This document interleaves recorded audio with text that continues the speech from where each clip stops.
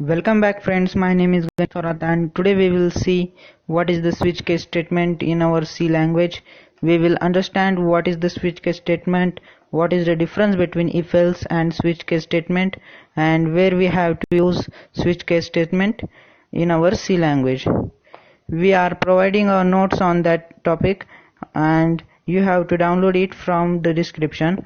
We will provide the link in the description. So go and check out. I will also provide the link of my Instagram handle, so follow me on my Instagram account. And if you are new on my channel, then don't forget to subscribe and press the bell icon and click all for the notification of the new upcoming videos, and also follow me on my Instagram account. So without wasting time, let's get started.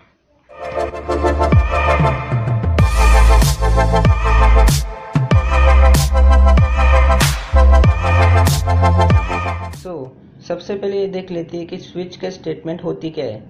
Multiple conditions को check करने के लिए हम switch के statement का use करते हैं, लेकिन हमारी जो इफ एल्स लैडर होती है वो भी तो यही काम करती है, लेकिन इन दोनों में थोड़ा सा डिफरेंस है। अगर हम इफ एल्स लैडर से अगर हमें समझो कि हमें 100 कंडीशन चेक करनी है, अगर हम वो इफ एल्स लैडर लगाएंगे तो हमारा प्रोग्राम कितना लेंदी हो जाएगा, वो रीडेबल भी नहीं रहेगा। तो इसकी जगह पे हम स्विच के स्टेटमेंट को यूज़ कर सकते हैं, जो कि हमारा जो मोर रीडेबल रहता है और जो हमारे जो इफ एल्स लैडर है उससे फास्टर एग्जीक्यूट करता है। मतलब जो हमारी इफ एल्स लैडर है वो स्लो एग्जीक्यूट करती है और हमारा जो स्विच के स्टेटमेंट है वो जल्दी एग्जीक्यूट होता है। सो इसके बारे में आज हम क्या पढ़ेंगे, इसका सिंटेक्स पढ़ेंगे, इसके कुछ रूल्स पढ़ेंगे, इसके कुछ फैक्ट्स पढ़ेंगे।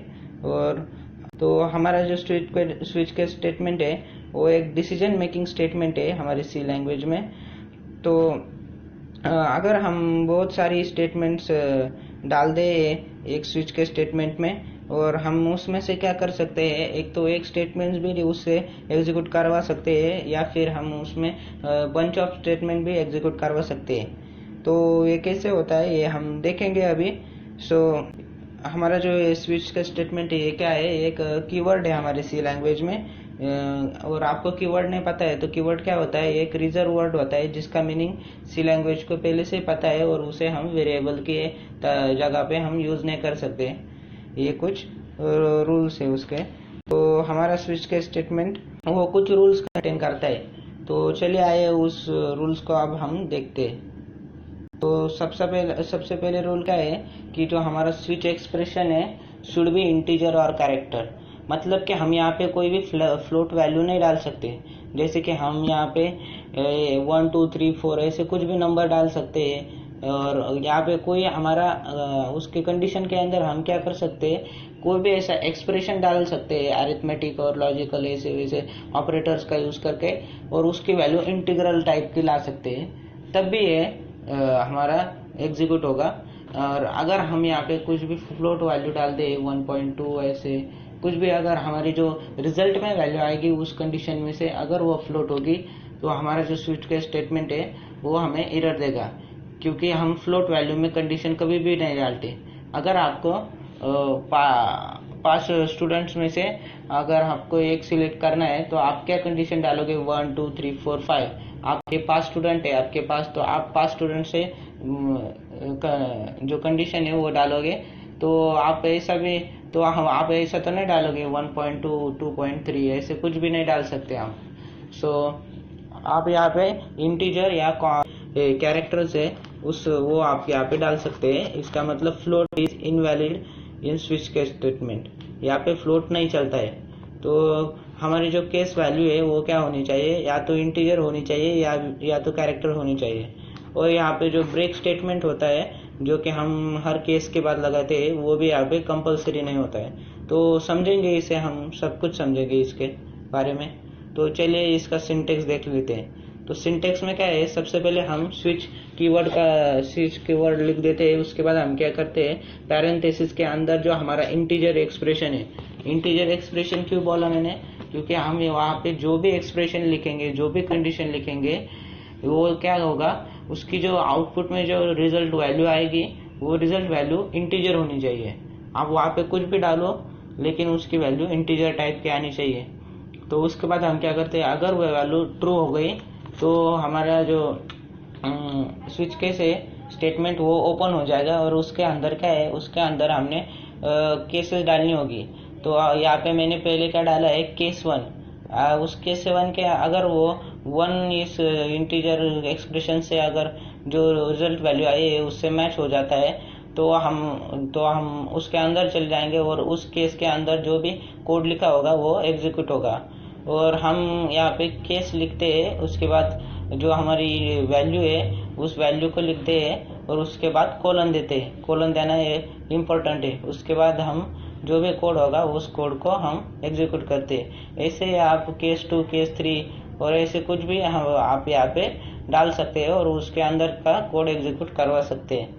तो उसके बाद अगर हम लास्ट में कुछ ऐसा भी प्रिंट करना चाहते हैं जैसे कि डिफ़ॉल्ट स्टेटमेंट, मतलब अगर इनमें से कोई भी केस मैच नहीं हुई तो क्या करेगा हमारा कंपाइलर, जो भी डिफ़ॉल्ट स्टेटमेंट में जो भी लिखा है वो स्टेटमेंट को एग्जीक्यूट कर देगा और उसके बाद जो हमारा स्विच केस स्टेटमेंट है उसको हम बंद कर देंगे।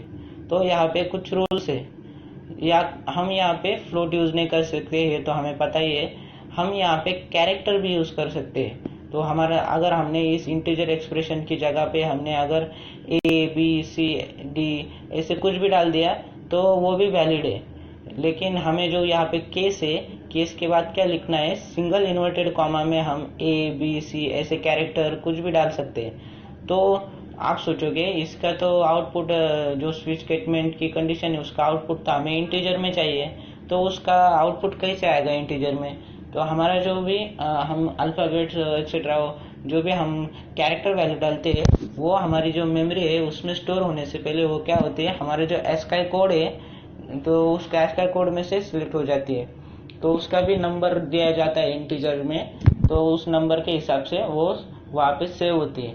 तो हमने जो केस बनाई है उसमें अगर हमने कुछ वहाँ पे जो अगर हमने इंटीजर एक्सप्रेशन में कोई भी वैल्यू दी जो कि कैरेक्टर है, तो हमें उसके केस के बाद जो है उस केस में भी हमें इंटीजर टाइप की वैल्यू देनी पड़ेगी, लेकिन सिंगल इन्वर्टेड कॉमा में। तो सिंगल इन्वर्टेड कॉमा का ज़रा ध्यान रखना।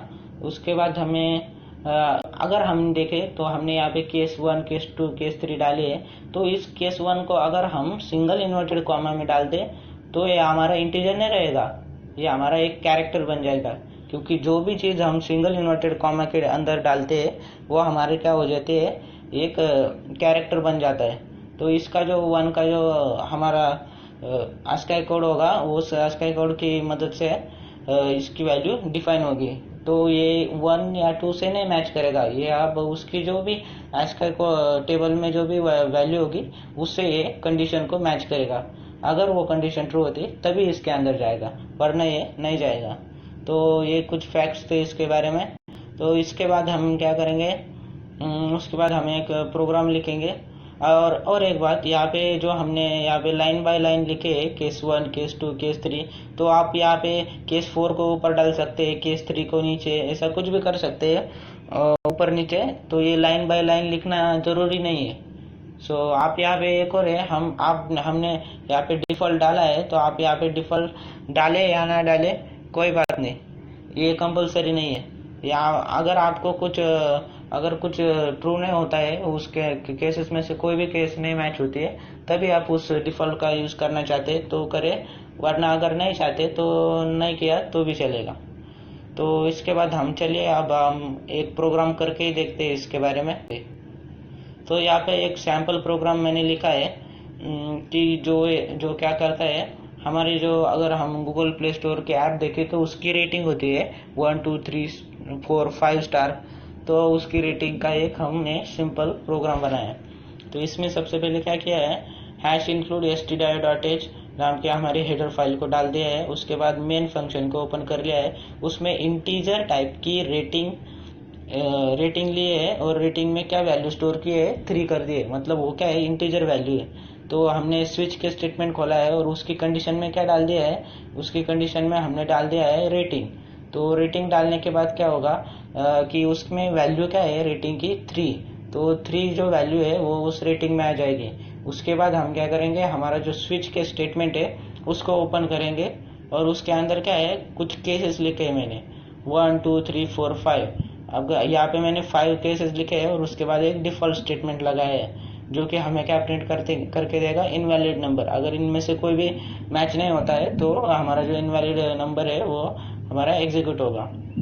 सो यहाँ पे केस 1 लिखा है। अगर इसकी वैल्यू केस 1 होती, यहाँ पे तो 3 है लेकिन केस 1 होती तो इसके अंदर का कोड एग्जीक्यूट होगा। तो मैंने यहाँ पे क्या किया है, केस 1 करके कॉलन लगा के एक प्रिंटफ स्टेटमेंट लगाया है और उसमें क्या किया है 1 को प्रिंट कर दिया है।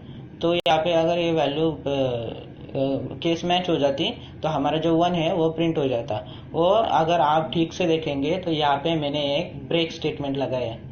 तो ब्रेक स्टेटमेंट का क्या यूज होता है, अगर मैंने यहाँ पे देखो सपोज मैंने यहाँ पे 1 कंडीशन दी होती तो क्या होता कि हमारा जो प्रिंटफ स्टेटमेंट है वो 1 प्रिंट कर देगा। अगर यहाँ पे ब्रेक नहीं होता तो ये क्या करता, हमारी दूसरी केस को मैच किए बिना हमारी जो इसके अंदर दूसरे के केस में जो भी फंक्शन लिखे है, जो भी कोड लिखा है, तो यहाँ पे printf 2 लिखा है तो ये एग्जीक्यूट होगा। और ऐसे करते ही सब कुछ एग्जीक्यूट होता है और डिफॉल्ट में जो लिखा है वो भी एग्जीक्यूट होता है क्योंकि यहाँ पे तो ब्रेक ही नहीं है।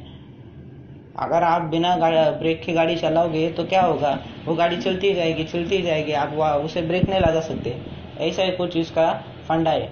तो इसके बाद हमें यहाँ पे जो केस खत्म होने के बाद हम ब्रेक लगा सकते हैं। कई बार आप ऐसा भी प्रोग्राम बना सकते हो जिसमें आपको ब्रेक की ज़रूरत नहीं है, आप उसको बार बार रिपीट भी करवाना चाहते हो तो इसका भी एक यूज़ आपको हो सकता है। लेकिन साधारणतः हम क्या करते हैं, ब्रेक स्टेटमेंट को लगा के ही रखते हैं। तो उसके बाद हम क्या करेंगे, अगर ये सारी कंडीशन हो गई उसके बाद हमारा स्विच के स्टेटमेंट क्लोज कर देंगे। यहाँ पे हम और क्या कर सकते हैं, यहाँ पे जो मैंने रेटिंग लिखी है उस रेटिंग की जगह पे आप कोई और भी इंटीजर एक्सप्रेशन भी डाल सकते हो। जैसे कि अगर मैं डाल देता 2 into 3 +5 ऐसे कुछ भी, तो हमें पता है ये सारी वैल्यू जो है वो इंटीजर टाइप की है। इसका मतलब जो भी आउटपुट आएगा वो इंटीजर टाइप का आएगा। सो इंटीजर टाइप की वैल्यू उसमें अलाउड है तो हम वैसा भी कुछ डाल सकते हैं।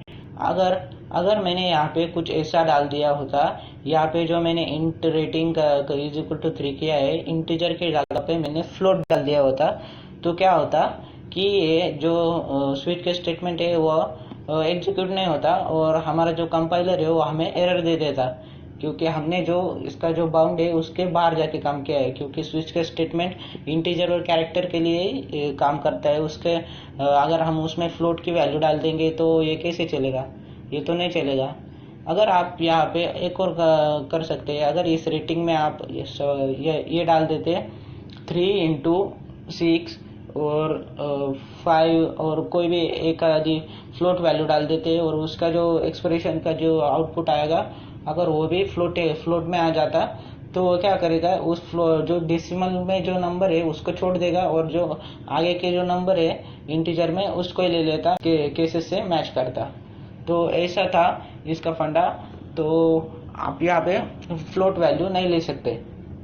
और आप यहाँ पे क्या कर सकते हैं कि हमारे जो यहाँ पे केस है, केसेस की जगह पे आप अल्फ़ाबेट्स या फिर जो हमारी ASCII कोड के हिसाब से जो भी हमारे कैरेक्टर का कोड है उसको भी डाल सकते हैं। मतलब हमारे जो कैरेक्टर है, सपोज मैंने केस सिंगल इन्वर्टेड कॉमा में अगर ये 1 है, 1 को ही हमने अगर सिंगल इन्वर्टेड कॉमा में डाल दिया तो ये एक कैरेक्टर बन जाएगा।